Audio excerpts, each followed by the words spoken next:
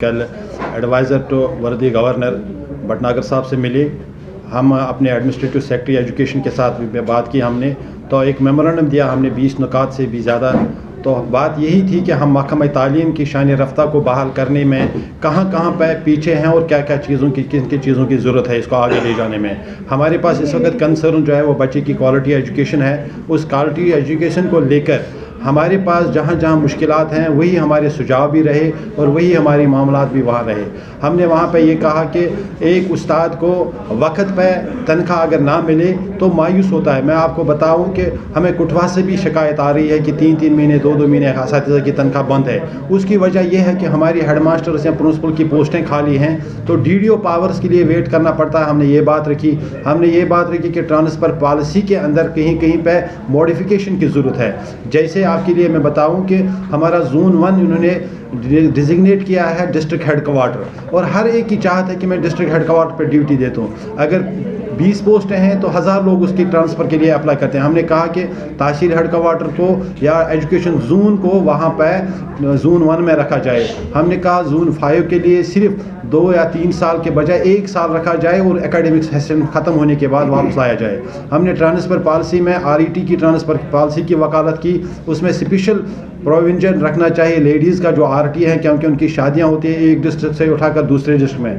हमने reserve category जो हमारे काम कर रहे हैं कश्मीर डिवीज़न में, वो गुनाह मुश्किलात से भी 2-4 होते हैं, तो उनकी ट्रांसफ़र पॉलिसी के बाद हमने बात की। तो हमने ये भी कहा कि हम मुतमईन है कि आज हमारा उस्ताद क्लास के अंदर अच्छा काम कर रहा है। 3 टायर अटेंडेंस है उस्ताद की, उसको रजिस्ट्री पे भी अटेंडेंस है, उसको अंगूठा भी लगाना होता है और उसको ऐप के ज़रिए अटेंडेंस करनी पड़ती है।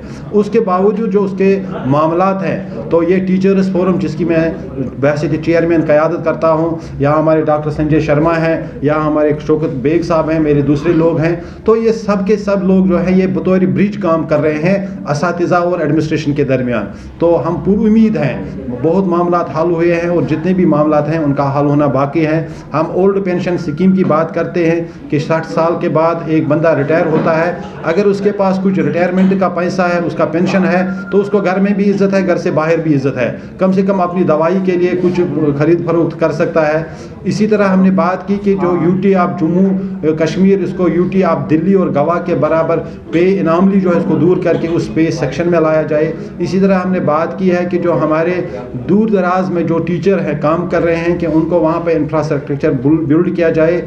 हर क्लास के लिए एक टीचर होना चाहिए, एक क्लासरूम होना चाहिए। ये बातें हुई तो हमारे एडमिनिस्ट्रेटिव सेक्रेटरी साहब ने भी बात की और उसने कहा कि आप असातिज़ा को कह दीजिए कि आप अच्छी तरह से काम कर ले, पहले से ज़्यादा करने की कोशिश है, क्योंकि हमारी क्लासरूम का बच्चा जो है यही हमारा आने वाला कल है, यही हमारा मुस्तकबिल है, यही हमारा फ्यूचर है समाज का। जिस तरह आज हम उसको निखारें, जिस तरह आज उसको उजागर करें, जिस तरह आज हम उसको ऊंची बुलंदियों पर ले जाने की कोशिश करेंगे, उसी तरह हमारा आने वाला कल और आने वाला समाज होगा।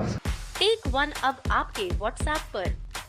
WhatsApp करिए hi 9728253663 पर।